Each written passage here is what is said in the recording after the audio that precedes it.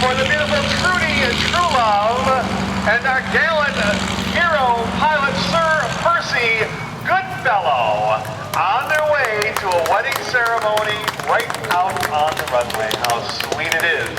But first, to your right, here they come, ladies and gentlemen. Get ready from 1917, our first World War I flight of the day. Here comes the Albatross D5A.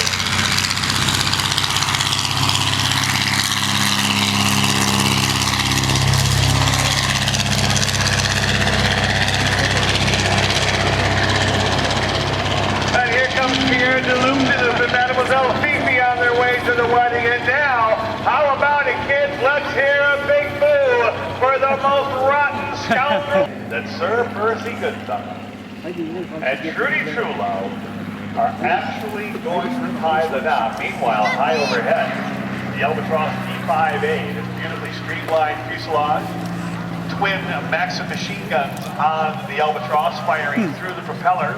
Told you.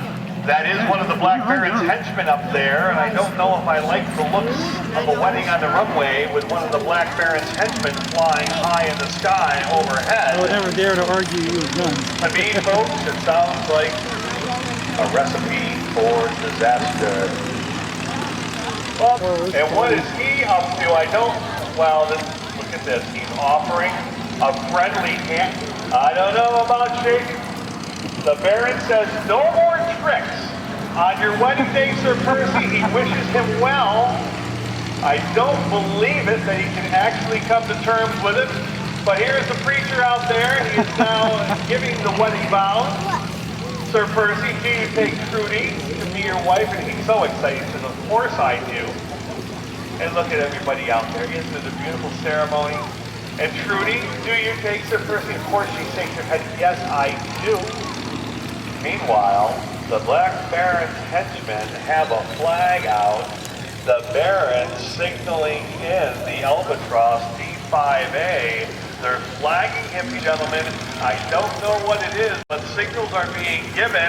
The Baron supervising Sir Percy and Trudy so madly in love they don't realize what's going on. Meanwhile, high up above, the Black Baron's henchmen dropped a bomb out of the Albatross. Holy smokes, his aim's not very good, but I believe he blew up the entire wedding with an invisible explosion. And look at this, the Black Baron of Rhinebeck has stolen Trudy Truelove and Sir Percy. He doesn't know which way to run. Does he go after the girl? Does he go, he sure likes that car too. And Trudy Truelove has been stolen by the Black Baron, and Sir Percy has let her get away. Meanwhile, he climbs back aboard. Head first, arse over tea kettle he goes, and away goes the Baron with Trudy Truelove in his clutches, and Sir Percy. I hope and not pursued Farmer Bigliani. What the heck is going on out there? My goodness.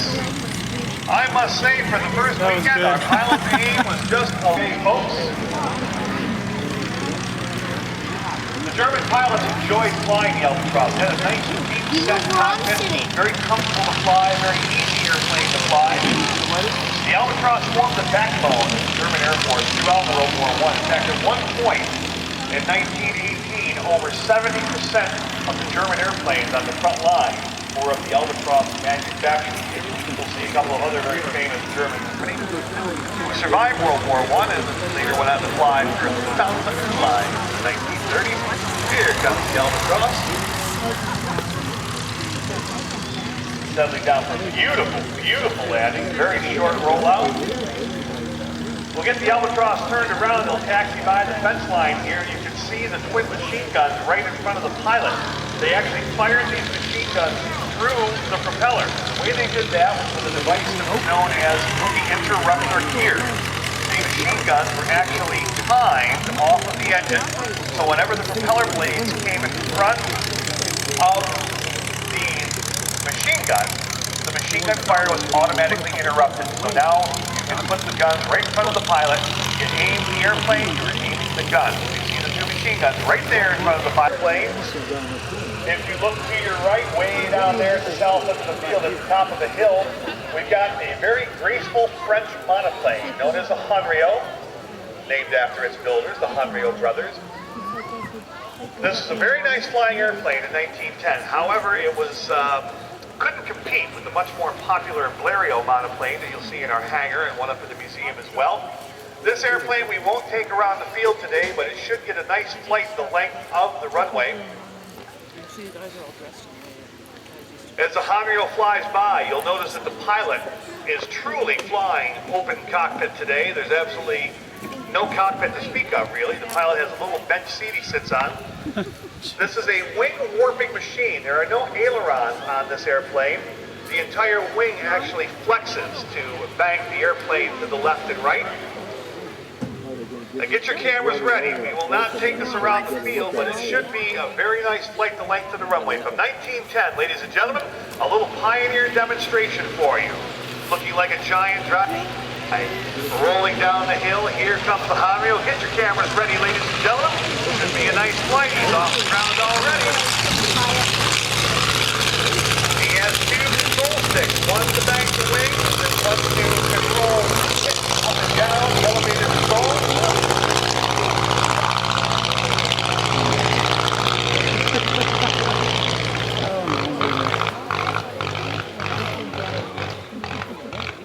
Uh-oh.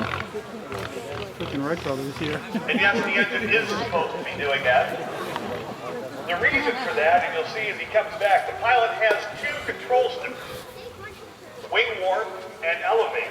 And while he's flying the airplane and while he's landing the airplane, the pilot is very hesitant to let go of either of those sticks to adjust the throttle. So he just grounds the ignition out.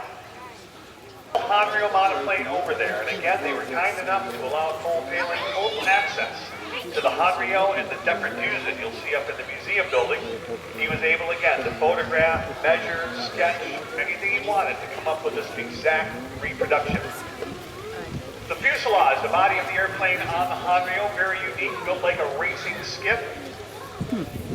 Very light wooden formers, skinned with a light mahogany marine plywood.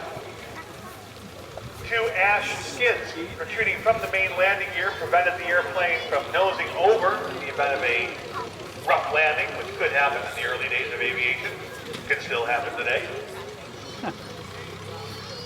We'll get the tail turned around here. We'll get a good demonstration of what we refer to as this wing warping. Today, when you bank an airplane, every airplane that I know of anyway, has ailerons, a little movable flap that will change the lift of one wing or the other to turn it.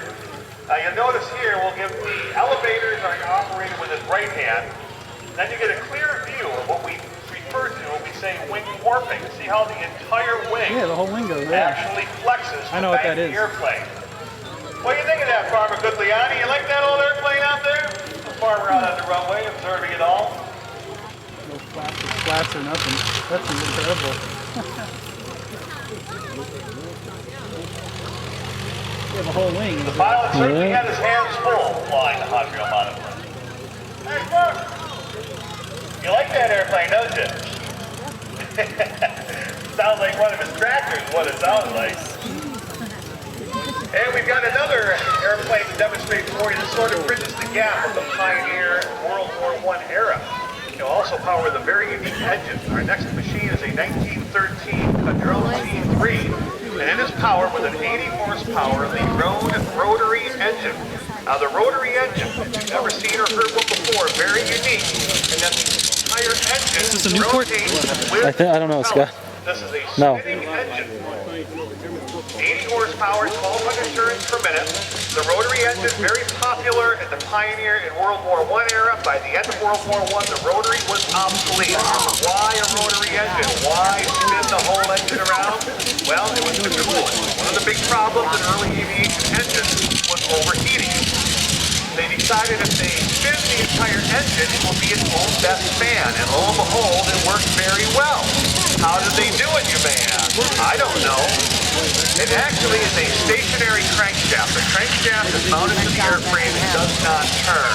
The entire crankcase and cylinder assembly spins around the fixed crankshaft. Just the opposite of conventional internal combustion engines. Here comes the Codman from 1913. Take a look under that collar, folks. That engine spinning with the propeller at 12, well, maybe not 1,200 turns per day. Maybe about 800 turns per today, but we're up in the air.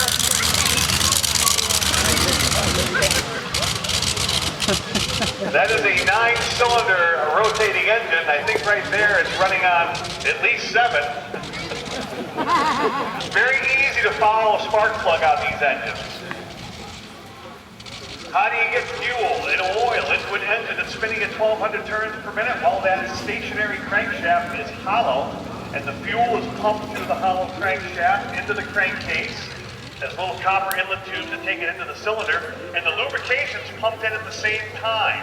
It's not a 2-stroke engine, it is a 4-stroke engine. They use castor oil, a vegetable-based oil that doesn't tend to break down with the gasoline. Pumps right into the engine. It is a total loss oil system. Whatever castor oil is not burned is slung out into the cowling, back into the slipstream of the propeller, where the pilot inhales a lot of that unburned castor oil. And if you've ever used castor oil for medicinal purposes, you may know the effect it has on the human body. After about 2 hours behind a rotary engine, breathing in that castor oil, things for the pilot can begin to loosen up just a little bit. So look very carefully. You can see the whole engine turning with the propeller. We'll stop here in front of the crowd and give it a nice little run-up. The rotary engine developed around 1907, 1908. It was truly one of the first successful aviation engines. By the end of World War I, it was obsolete. Very rare to see or hear a rotary engine anymore. Let's see if we can get a run-up and maybe clear those cylinders.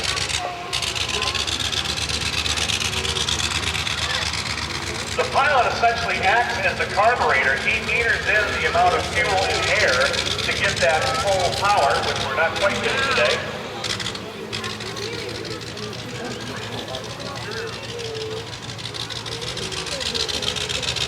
This was a great training airplane during World War I. It did serve on some light bombing missions during the Great War as well.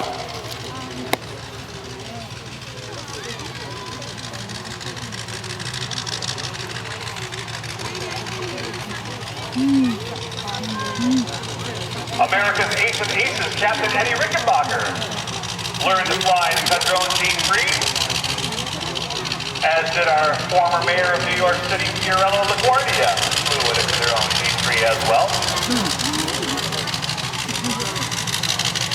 Oh, Farmer Guglielmi's firing up the old John Deere tractor. I don't know. I think the farmer wants to get in on the air show here today. It's a big crowd and a nice show. We've got a very unique engine to demonstrate for you folks, in addition to the rotary engine. This engine, however, we don't have an airplane for yet. But it's such a magnificent engine, it's such a great contribution from the United States in World War I that we'd like to bring it out on the field. Liberty engine. There goes that black Barrett again. Let's hear it for the Barrett as he goes by there. No good, low down. Hey, farmer! Old Farmer Guglielmi got himself a nice tractor finally.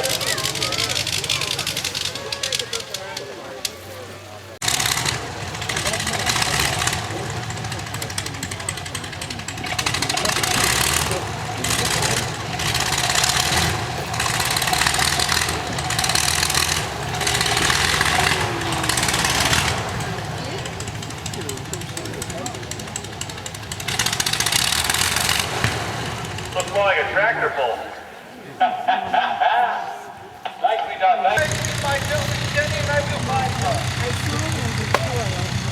Well, I can't believe it. That is wonderful. Mademoiselle Fifi, very worried about her friend Trudy Truelove, and Pierre Deloup has offered to run all the way down the runway to climb aboard an original 1918 Curtiss JN4 Jenny. And he is going to take to the skies. Madame Fifi, I hope that Pierre Deloup can find Trudy Truelove. I had actually forgotten about her, but... Out on the runway, ladies and gentlemen, we say history flies here at Old Rhinebeck Airdome. This is the airplane that epitomizes it. This is an original 1918 Curtiss JN4, affectionately known as the Jenny.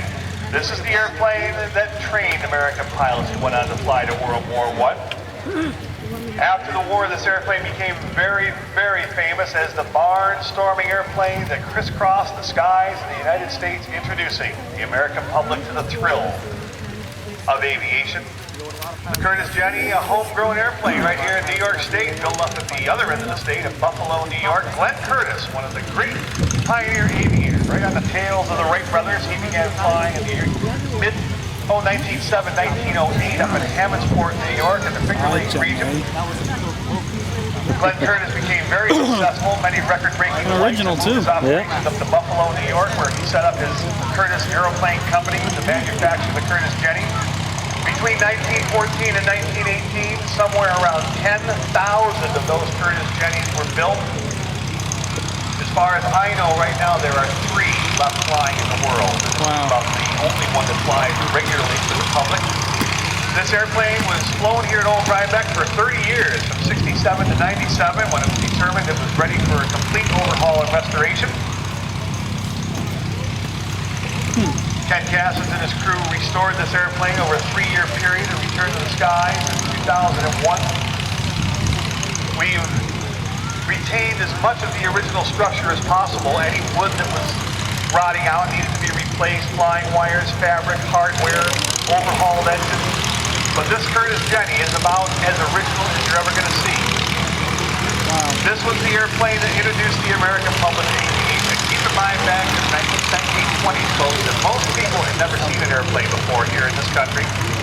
And what a thrill it must have been to be sitting outside on a summer afternoon and all of a sudden see one of these magnificent airplanes coming over your town. Airdome pilot Bill King will be flying the Jenny for us today.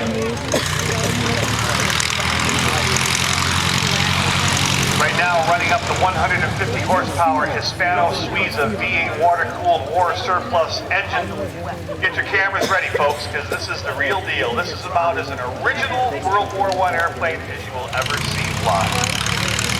And it is with pride that we introduce you to this old Rhinebeck Curtiss Jenny on takeoff roll.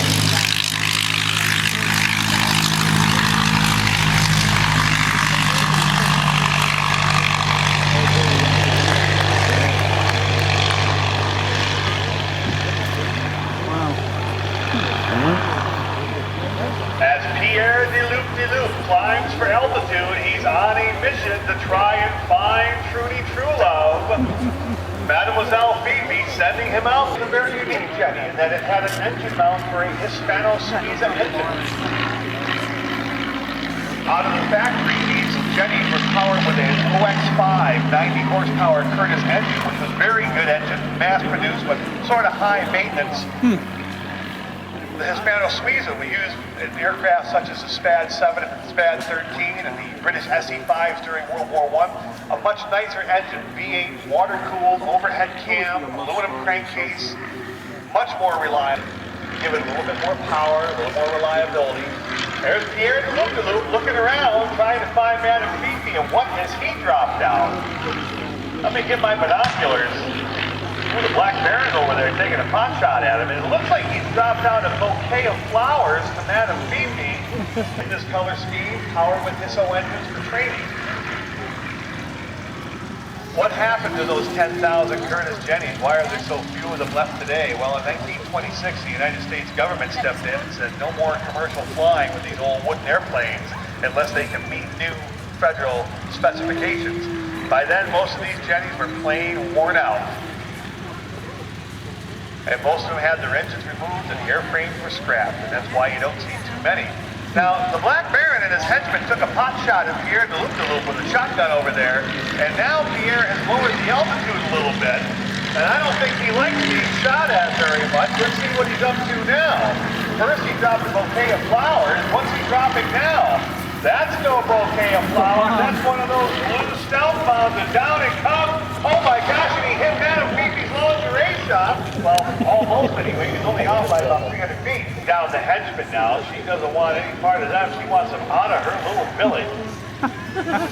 Boy, oh boy. Hard to follow it all.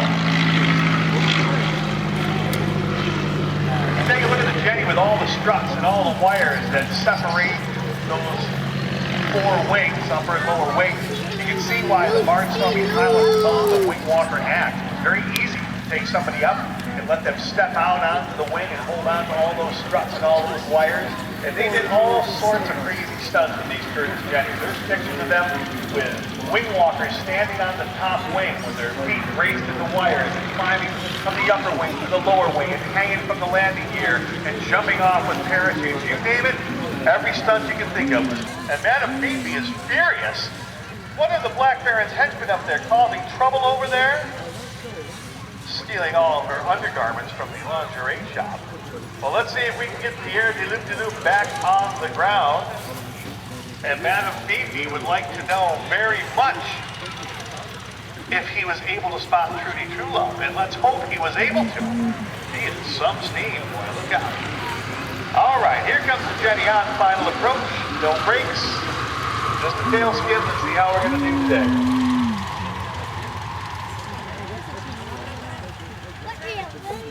Absolutely perfect landing today.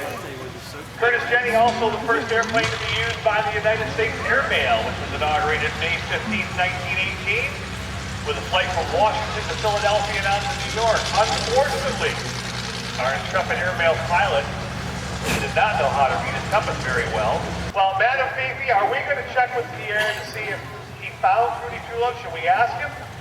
If we can flag him down here, as the Jenny comes taxiing by, you can see the big brass radiator out in front. Oh, wait a minute. Oh, must be one of Pierre's... You idiot! You're in the lingerie shop! Well, it's Trudy Truelove. Trudy Truelove.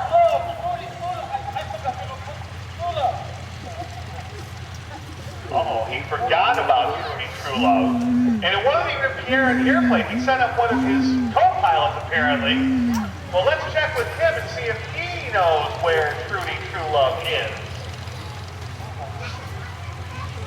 You can see that beautiful Hispano Suiza tucked in behind the radiator there. Pilot sitting in the rear. This was a two-place airplane, dual control for training. Stop it and ask, did he see Trudy Truelove anywhere?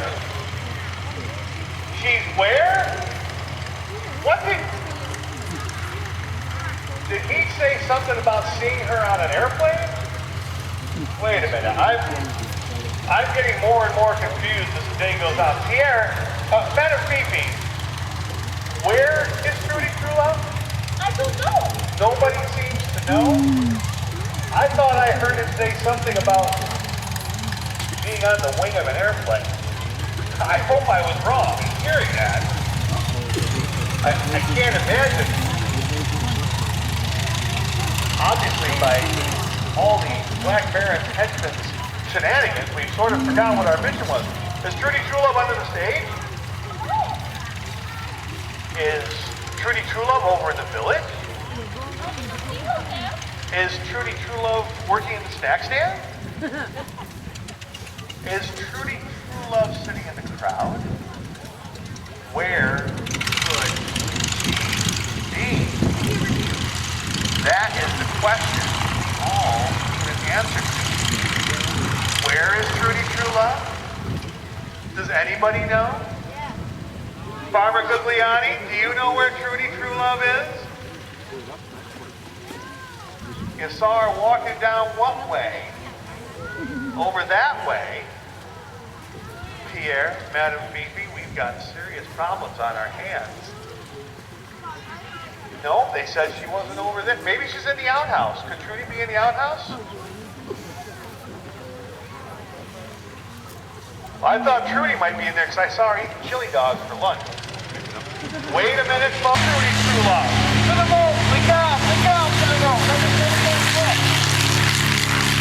Trudy Truelove is indeed on the wing of an airplane. Oh my God, Madame Fifi. What are we going to do now? And just in the nick of time, here comes Sir Percy Goodfellow. Oh, Pierre de Mademoiselle Fifi, what are we to do now? By the way, folks, if you haven't figured it out yet, Sir Percy Goodfellow, not the sharpest tool in the shed. But nonetheless, we love him dearly. And here comes the Black Baron of Rhinebeck, and if I'm not mistaken, he is probably the mastermind behind this terrible situation. Kids, let's hear it for the Baron! Woo!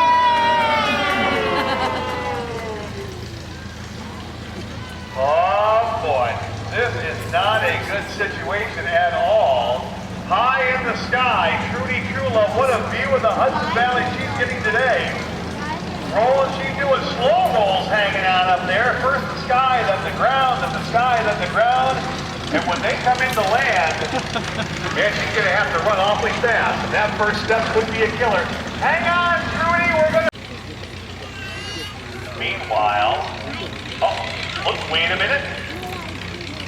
I believe, ladies and gentlemen, Trudy Truelove is upright and on 2 feet, it appears, from this distance anyway, to be okay. Could it be a miracle here at Old Rhinebeck Airdome? Sir Percy Goodfellow has actually come to the rescue. And Trudy Truelove, I think, ladies and gentlemen, I think she might be okay. Let's see, here they come across the field. Let's see. I see Sir Percy in the back seat. And there's a pretty young lady with a pink dress on. It can only be Trudy Truelove. Here they come. Here comes the Tiger Moth. It goes going up because it's all a little wild. There it goes. How about it, ladies and gentlemen? She appears to be okay. A nice round of applause. Trudy Truelove has survived that terrible fall, and Sir Percy Goodfellow right there. I thought that was the end. What are we going to do with this Black Baron crew? They've been causing a lot of trouble. Percy and Trudy back together, folks, out picking flowers on a Sunday afternoon. Meanwhile, sneaking up on them is the airplane's fly tour, and meanwhile he doesn't realize, but here comes the Baron. Oh, he can't hold that car back. Get out of the way, the Baron says, and away they go. Sir Percy has been foiled again, and the Baron steals her away one more time. Sir Percy, I don't know what he's going to do now. I think he's going to sit down and take a nap, what he ought to do. Meanwhile, high overhead, the Tiger Moth and the Great Lakes know that the Black Baron is on the ground, and they know that they would like to put him out of commission, and they've got bombs on board across the runway. The Baron and his henchmen, with Trudy again in their clutches, arrive in the little village of Bar-le-Duc.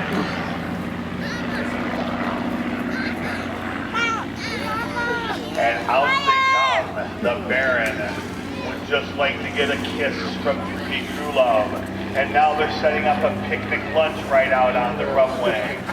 Look at the Black Baron. He says, now Trudy Truelove will set up a little picnic with some sandwiches and some sparkling water, and you will give me a little kiss. He says, how about a little kiss, Trudy Truelove? And of course, Trudy, the virtuous girl that she is, says, no, 1,000 times no. I would never kiss the evil Black Baron. And he says, all right then. The next step is we're going to tie her to the barrel. Here comes the bomb and airplane. The Black Baron doesn't like the looks of this at all. Now he realizes that something is rotten out there, and he's got Trudy at the picnic table, and here comes the Great Lakes. He says, now Trudy, how about a little kiss? And Trudy says, and the first bomb, down it comes. Where's it going to hit? Right on the village. Look out! Oh my goodness, the Baron doesn't like the looks of this at all. Here comes the Tiger Moth, ready to pump bomb number 2. Aiming right towards that Black Baron. Here it goes. They're firing away at him, bombs away.